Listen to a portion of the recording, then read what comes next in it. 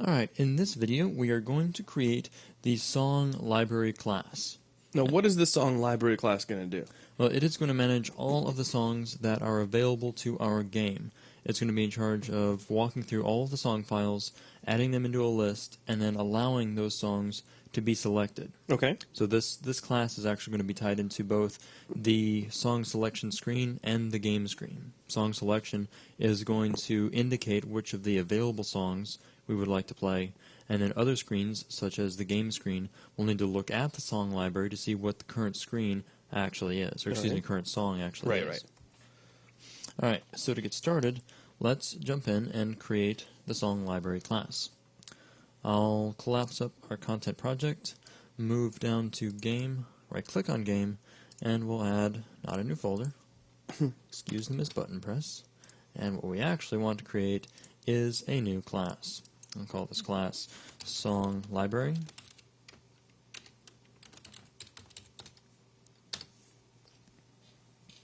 And we'll give this just a second to drop into place. With our brand new class, we'll pull out the subnamespace game. We'll add a using statement, so we can open up system.io, since that will indeed be important when we go to look through all of our files, our song files. Alright, inside of the SongLibrary class, the first thing we'll do is we'll mark the class as static. Then we'll begin creating some fields. There are two things, really one main thing needs to be managed here, and that's going to be a string list that will contain all of our songs. Now, in addition to this list, we're also going to give an index field, so that way we'll always mark a specific song as being selected, and then we'll create a property that will automatically resolve and expand the path of a specific song. So let's begin with the first field, our selection index. This will be a public static integer field, which we will call selection index, and we'll set that to 0. Alright, now we need to create the song list itself. So this will be another public static field. This time it will be of type string list. So I have list of type string. We will call this list songs and set it to be equal to a new instance of string list. Alright, now we're going to create a property that's going to combine a few different things. At this point we would be able to look up specific songs by using the selection index with the songs list. But to make this easier from an external standpoint, we're going to create a property called selection. And selection is going to return the actual name of the selected song, and it is also going to combine that with the full songs path so that we get an absolute path back from the query. Okay. So we'll make a public property. This will be public static. The properties type will be a string, and the property name will be selection. We'll drop down, put our braces in for the property, and then we'll put together a get accessor. The get accessor is going to need to return the current song. Now before we return the song itself, we'll put this together in a path.combine operation so that we can drop in the full absolute path. So we'll call path.combine. We'll drop in global state.songPath, or songs path. Excuse me. And we will combine this with the current song. That means we'll need to look into the songs list and then address a specific element by selection index. So that will take care of our path.combine, and let's see, we should be able to terminate that and then put in our closing brace for our get accessor. So really 3 different things happening inside of this property. A specific song is being resolved by selection index, and then that song name is being combined with the full path, giving ourselves an absolute path to return. Alright. So now we're ready to address some methods. So let's put together a quick method skeleton. We're going to drop in a series of methods. These will be public, static, void, The first method is going to be called scan songs. And we're going to take in a path string. Now, scan songs is the method that will be responsible for looking through all of our song files and adding them to the songs list. So the idea is that scan songs will need to be called externally so that the game itself can get itself set up properly. So that kind of builds your in-game library. Exactly. So the game can go through and first figure out what the song's path is, then call upon the library, and then exactly the scan songs method will build that library. Okay. All right. Moving on from here, we have another public static void method. This one called select next. I guess the name pretty much says it all on this one. Yes, all select next is going to do is increment the selection index to move the selection to the next song, and it's also going to handle wrapping back around. So if we go past the end song, we'll wrap back around to the first one. Okay. All right. Next up, we're going to have public static void select previous.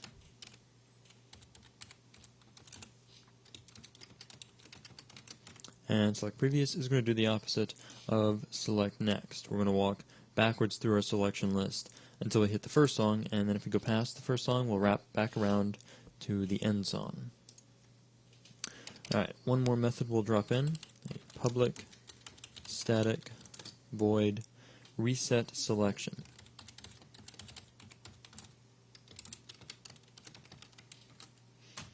And reset selection is simply going to drop our selection index back to 0. Okay. So that would be like if you jumped away from a screen and came back to it? Exactly. We could use something like reset selection to put our selection back to its starting state. Alright, these 4 methods comprise our method skeleton, so let's jump back to the first one, scan songs, and begin implementing these methods. Now, scan songs is going to need to look through all of the files inside of the songs folder, and it'll go through the files, file by file, and add them to the songs list. So the first thing we need to do when we get inside of scan songs is we'll have a path passed to us. Now we need to make sure that that path exists before we start enumerating songs. So we'll do a check and see if directory.exists, then we'll pass in path. So before we try and do anything, we verify that that directory really does exist. Now, if the path is there, then we're free to begin looking through songs. Now, inside of our scan, our library build routine, the first thing we're going to do is clear out all of the current songs, just in case scan songs is called multiple times. We don't want to keep re-adding the same songs to our songs list over and over again. Mm-hmm. So we're going to reset our selection index to 0 and clear out our songs list. So songs.clear, and that will clean everything up. Now we're ready to begin looking through and building the song list. So we'll use directory.getFiles in order to look through and enumerate the directory. GetFiles is going to return a string array, so we'll drop down a string array variable called files, and this will be equal to directory.getFiles, where we can pass in the path that we would like to look through. So we'll simply drop in the path parameter. Then we'll move on to the second overload of the getFiles method, where we can specify a search pattern, and into the search pattern we'll drop in the string literal star.song. So it'll grab all the song files in that directory. Exactly. Just in case there's any other kind of file that got dropped there, maybe a text file gets dropped there by accident, maybe at some point we store different kinds of files in the songs folder. We want to make sure that we only enumerate actual songs. Alright, now that we've got this list of files, we can loop through the files one by one so that we can add them, basically copy them over into our songs list. So we'll make a for loop. We'll jump in and set the loop to continue running until we hit the end of files. So we'll look at files.length. And then with each file that we find, we'll simply drop it into our songs list. So that means songs.add where we will add in files sub I to grab the current file. Then, let's see, since we're only going to have a single statement inside of this for loop, I'm going to pull out the braces from the body of the for loop. Now once we get all of the songs added into the list, we're going to sort the string list. Just in case maybe different systems don't agree on exactly how the file names themselves should order, we'll make sure that the ordering is always based on the rules of string sorting here inside of .NET. So we'll grab songs.sort, and that will sort our song list alphabetically. Now one last thing we could do would be to make sure that if there was a problem with the path, that we indicate that problem in the form of an error shown at the log. So we can drop here below our if statement, drop in an else clause, and put together a log.writeLine call. So we could put together an error message. It basically says the path isn't there or something. Exactly. So we could say error in SongLibrary .scan songs, and we'll say that that problem was at the path, and then we can drop in argument sub-0 in single quotes, does not exist. And then we can drop in for argument 0 the path that was given. Okay. Just in case somewhere along the line we end up messing with our paths, and that would somehow break the song library. Alright, moving on from here, let's move down to our next method, which is select next. Now this method is going to be rather simple. We just need to advance our song selection index. So we'll take selection index and increment that by 1. Then we'll turn around and see if we've walked off the end of the songs list, and if so, wrap back around to element 0. That's just modulus. Yep, exactly. We'll just say that selection index modulus equals songs dot count. For select previous, you got to get kind of more clever, don't you? A little bit. I think technically we've done this before somewhere. Something else we did was wrapping around. We actually did something very close to this in the renderers. There you go. Auto wrap. But the interesting thing here is we have to wrap around backwards. Oh, also the what was it? The menus themselves, the different menu items. If you walk back off of the first one, it wraps down to the bottom. There you go. So really, we want the same functionality here in our song library. Now, in select previous, we'll do the same thing as select next, but in the other direction. We'll take our selection index and decrement it by 1. Then we'll turn around and see that if we have gone past 0, reset to the end. Now in this case, modulus isn't going to be quite as helpful, since going through 0 and then using modulus is almost kind of like mirroring. So once we pass 0, we have to pass another series of elements, as long as songs.count in this case, before modulus is going to start wrapping again. So we'll just use an if statement here instead. So in order to detect the fact that we've gone past the first element, we'll see if selection index has gone negative.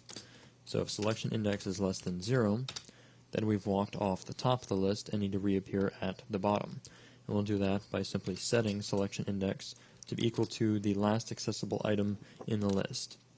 And we can find that by using songs.count -1. That should drop us at the last addressable element.